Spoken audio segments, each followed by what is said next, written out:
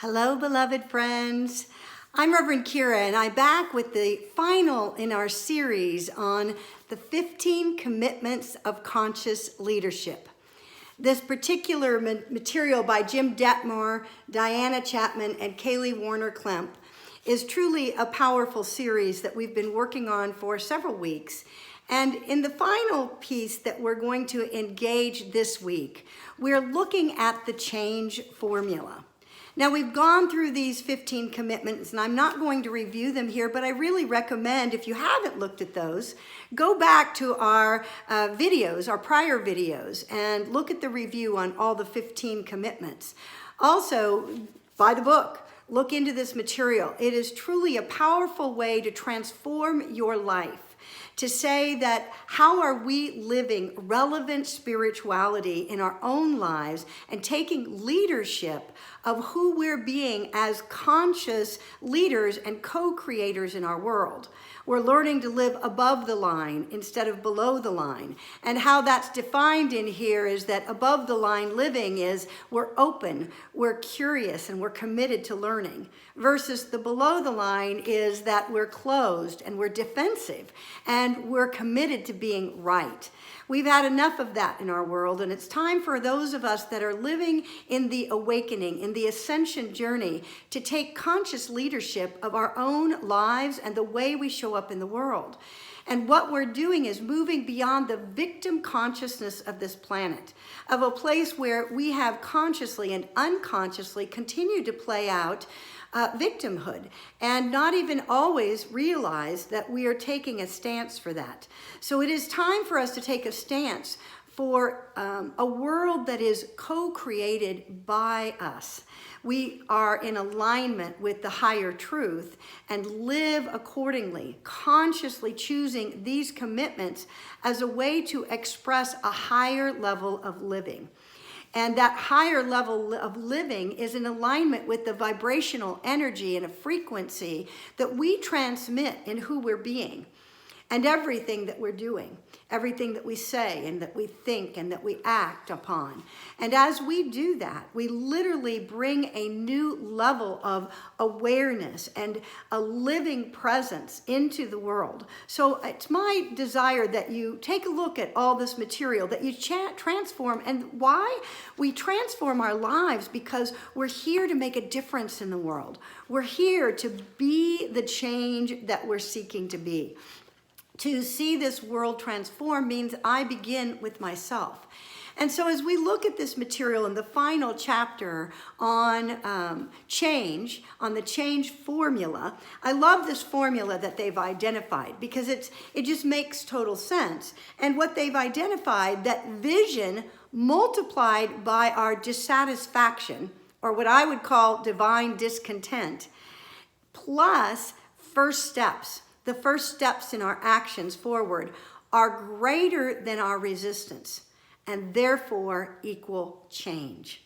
But we have to take a look at what does it mean to have the level of vision and experience the pain of our own discontent to have a big enough why to make change. Most of us do not automatically embrace change in our world. It would be wonderful if that were the way that we flowed.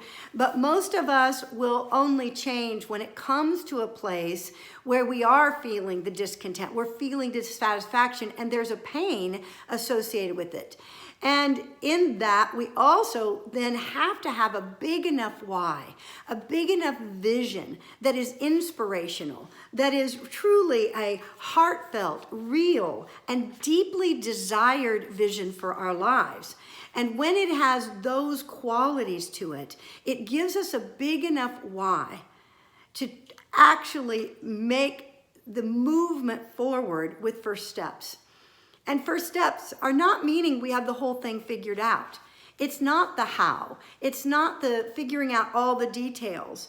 You know, when we want our personal freedom to live in a world that is a blessing to everyone, that is living out our true excellence and our genius, and that is living in a place where we're all understanding we're part of a creative flow of the universe, then we also have to, overcome the resistance that keeps us doing just enough to take the pressure off for the moment, the pressure off of our discontent, our dissatisfaction.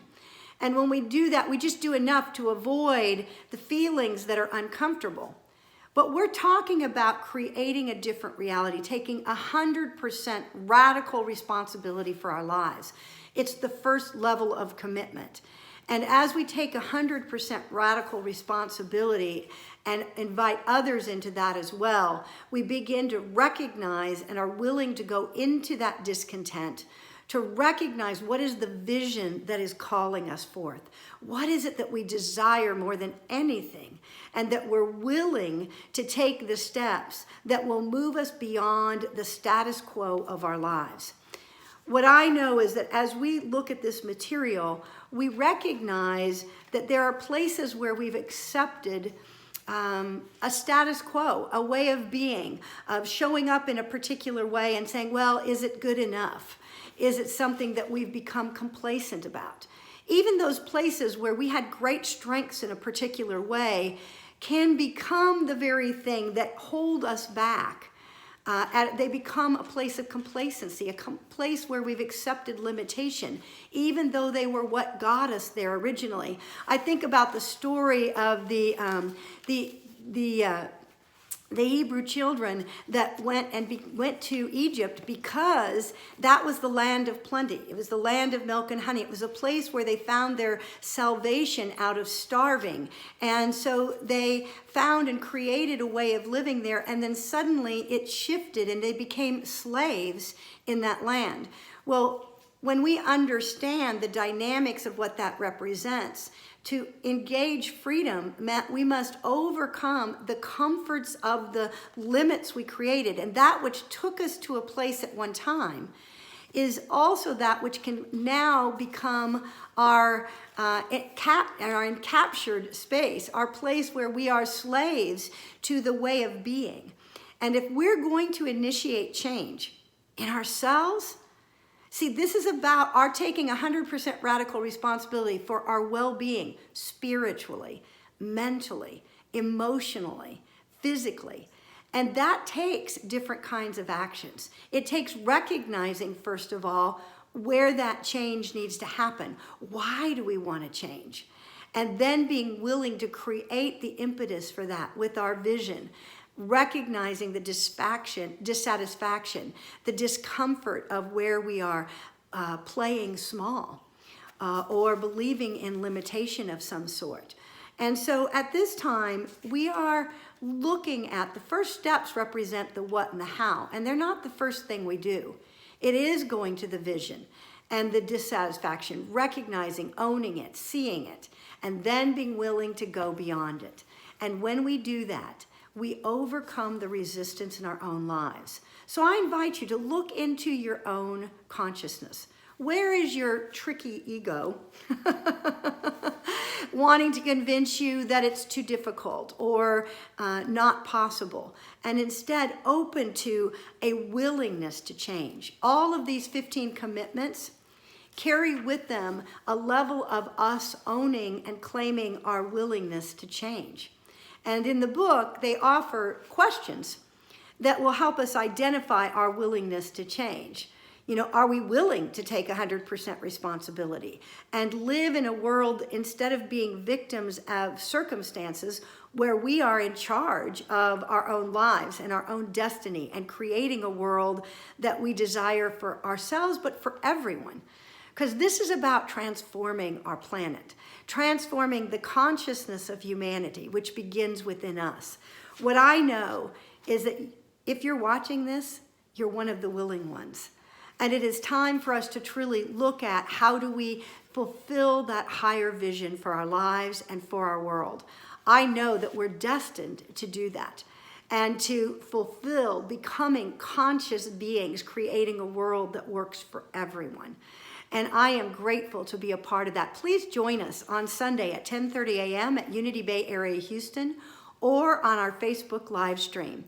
This is some powerful material, and I invite you to play along with us and take it on. Let's transform our lives and become conscious leaders. God bless you, friends.